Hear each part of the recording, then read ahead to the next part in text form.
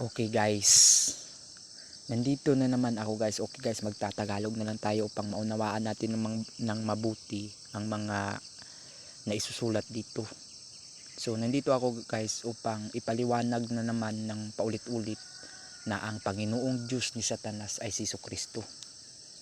So yan ang ating pag-uusapan sa discussion na ito guys, ang tungkol sa Panginoong Diyos ni Satanas. So ang Panginoong Diyos pala ni Satanas guys na nasusulat dito, walang iba kundi si Kristo pala guys. So yan ang ating aalamin.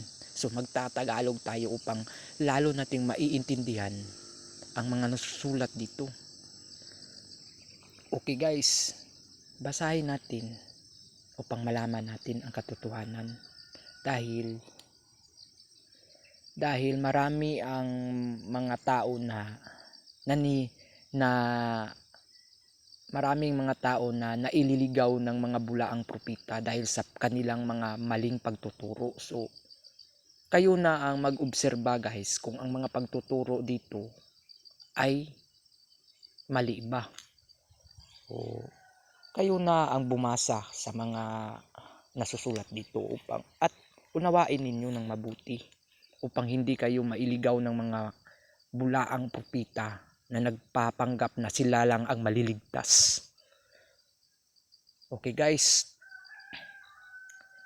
baka pati kayo guys mapunta sa impyerno dahil sa mga maling pagtuturo. So nandito lang ako upang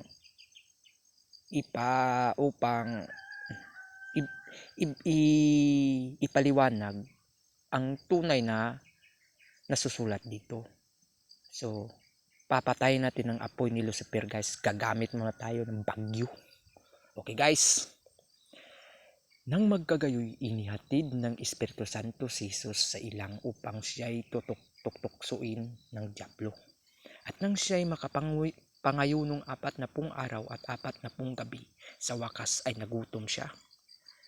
At ang manunukso ay dumating at nagsabi sa kanya, "Kung ikaw ang anak ng Diyos, ipag-utos mo na ang mga batong ito ay maging mga tinapay." Datapwat siya'y sumagot at sinabi, "Nasusulat, hindi sa tinapay lamang mabubuhay ang tao, kundi sa bawat salitang lumalabas sa bibig ng Diyos." Nang magkagayoy dinala siya ng dyablo sa bayang banal at inilagay siya sa taluktok ng templo. At sa kanya'y sinabi, "Kung ikaw ang anak ng Diyos, ay magpatihulog ka, sapagkat nasusulat, siya'y magbibilin sa kanyang mga anghel tungkol sa iyo. At aalalayan ka ng kanilang mga kamay, baka matisod ka ng iyong paa sa isang bato." Sinabi sa kanya ni Jesus, "Nasusulat din naman, huwag mong tutuksuin ang Panginoon mong Diyos." Muling dinala siya ng dyablo sa isang bundok na lubang mataas at ipinamamalas sa kanya ang lahat ng mga kaharian sa sanglibutan at ang kalwalhatian nila. At sinabi sa kanya, "Lahat ng mga bagay na ito ay ibibigay ko sa iyo kung ikaw ay magpapatira pa at sasambahin mo ako." Nang magkagayoy sinabi sa kanya ni Jesus, "Humayo ka, Satanas, sapagkat nasusulat, sa Panginoon mong Diyos sasamba ka at siya lamang ang iyong paglilingkuran." Okay guys, napakalinaw guys na ang manunukso dito guys walang iba kundi ang dyablo o si Satanas o si Lucifer. So gagamit muna tayo ng mids ability guys.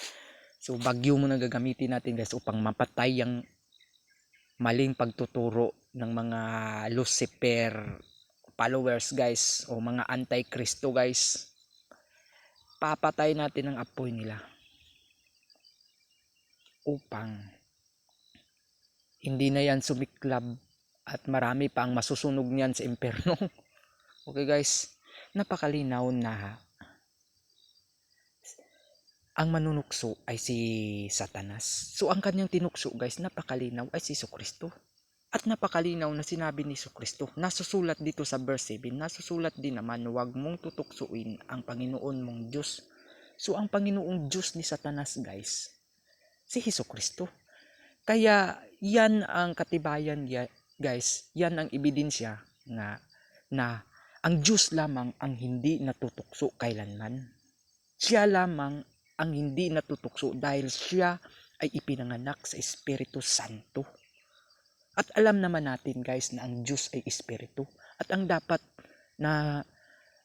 nagsisamba sa Kanya ay dapat magsisamba sa Espiritu Santo at katotohanan.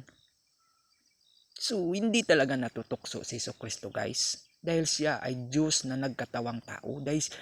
Dahil siya lamang ang Diyos na nagkatawang tao. Dahil doon sa basahin niyo ang John chapter 3 verse 6 guys. Ang ipinanganak sa laman ay sa laman nga at ang ipinanganak sa espiritu ay sa espiritu nga. So ibig sabihin guys, si Jesucristo ay espiritu na nagkatawang tao. So ibig sabihin si Jesucristo ay Diyos na nagkatawang tao. Kaya hindi talaga matutukso si Jesucristo guys. At alam naman natin na sinabi ni Jesucristo, napakalinaw na sinabi ni Jesucristo guys na siya at ang Ama ay iisa. So ito ang mga katibayan guys na siya talaga ang tunay na Diyos Ama. Siya ang Alpha at ang Omega. Siya ang walang hanggang Ama. Na iligaw lang tayo guys ng mga bulaang propita dahil ginagamit nila ang mga Bible verse upang hikayatin tayo na maniwala sa kanila. Pero hindi natin alam ang kanilang tunay na pakay. Yun pala ay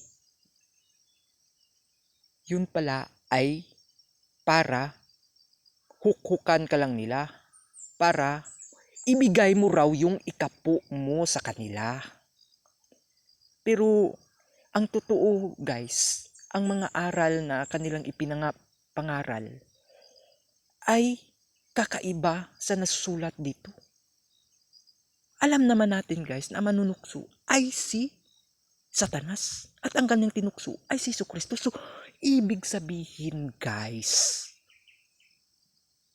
ang Panginoong Diyos ni Satanas ay si Jesucristo. Kailanman guys, hindi talaga matutukso ang Diyos guys dahil siya ay Espiritu Santo. Si Jesucristo guys ay Diyos na nagkatawang tao guys. Kaya't sinabi ni Jesucristo, ako at ang Ama ay iisa. Kaya't gusto siyang batuhin ng mga Hudiyo guys. Dahil ang espiritu ni Satanas sumanib sa mga Hudiyo at sa mga Parisiyo. Sa mga Parisiyo at mga Eskripa. Sumanib sa kanila. Sa mga henerasyon ng mga vipers. Okay guys, pupunta tayo doon sa John na naman na sinabi talaga ni Jesucristo na siya at ang Ama ay iisa. Kaya't gusto siyang batuhin ng mga Hudiyo. Okay guys, napakalinaw dito guys sa verse 30 guys. John chapter 10 verse 30 guys na sinabi talaga ni Jesucristo na ako at ang Ama ay iisa. Nagsidampot uli ng mga bato ang mga Hudiyo upang siya'y batuhin. Sinagot sila ni Jesus, maraming mabubuting gawa na mula sa Ama ang ipinapakita ko sa inyo. Alin sa mga gawang yaon ang ibinabato ninyo sa akin? Sinagot siya ng mga Hudiyo, hindi dahil sa mabuting gawa ay binabato ka namin, kundi sa pamumusong at sapagkat ikaw ay bagaman ikaw ay tao, ay nagpapakunwari kang Diyos. Yun pala guys. Gustong batuhin ng mga Hudiyo si Jesucristo dahil siya ay isang tao na nagkukunwari na siya daw ay Diyos. Dahil sinabi ni Jesucristo na siya at ang Ama ay iisa. Hindi nila nauunawaan guys ang sinabi ni Jesucristo dito sa verse 25 guys. Sinagot sila ni Jesus, verse 25 guys. Sinabi ko sa inyo at hindi kayo nagsisampalataya. Ang mga gawang ginagawa ko sa pangalan ng aking Ama ay siyang nagpapatotoo sa akin. So, ang katanungan dito guys, ano ang mga gawang ginagawa ni Jesucristo sa pangalan ng Ama na nagpapatotoo sa Kanya? Ibig sabihin guys, yung mga himala, yung mga gawang himala niya, yung binuhay na yung patay, yung pinagaling na yung mga pilay, yung pinagaling na yung mga may sakit, yung pinagaling na yung mga kitungin, yung binigyan na ng liwanag yung bulag at nakakita ulit, yun ang mga gawang himala na nagpapatutuo kay Hesukristo na siya at ang Ama ay iisa. Kaya sinabi niya guys na ako at ang Ama ay iisa. Kaya gustong batuin ng mga Hudiyo siya. Dahil si Jesucristo daw ay namumusong dahil hindi naniniwala, hindi nagsisampalataya ang mga Hudiyo sa mga gawang himala ni Jesucristo. Yan ang totoo guys. So, ako guys, alam ko guys, maraming mga silusong mga mananampalataya na gusto lang sirain yung pagtuturo natin. So, wala akong pakialam guys, kayo ang bumasa at intindihin ng mabuti. Ang importante sa akin, na ibinahagi ko yung nasusulat dito na hindi ko ginagamit yung Biblia guys na para kumita ng pera. Marunong akong dumiskarte guys upang mabuhay ako. Hindi ako katulad ng mga bulaang propita na ginagamit nila ang Biblia para sa salapi. Alam nyo guys na ang paghahangad na maging yumaman ay siyang ugat ng kasalanan. So, kung may makain tayo guys, makontento na tayo. Kung may madamit tayo, makontento na tayo. Yun lang. So, kayo na ang humusga kung sino ang nagsasabi ng katotohanan.